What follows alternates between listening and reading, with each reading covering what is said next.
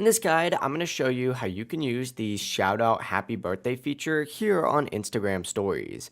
Before we do dive into this guide, make sure to like the video and subscribe to the channel with all notifications on. It really does help with the channel and lets us know that you want more content like this. We'd greatly appreciate it. And if at any point throughout this guide you do have any questions, just ask them down in the comment section below. We can help you out further. I'm going to be doing my best to reply to every single comment down there. What you're going to want to do if you want to use this feature is begin by opening up your story creation. You could do this by just simply hitting this little plus icon next to your story to open up a page that looks something like this. And then from here, either choose a photo or simply go ahead and take one. I'm just going to use this one right here in order to just like get on this page. After you do get on this story page, what you're going to want to do is if you have a little AA icon on the left, go ahead and select that, and then from here you can just swipe through and choose the happy birthday option and tap the user to mention them at the bottom. If you don't have that option yet, you probably don't have the latest Instagram update, so I would recommend updating your Instagram. And if you don't have the option to update your Instagram,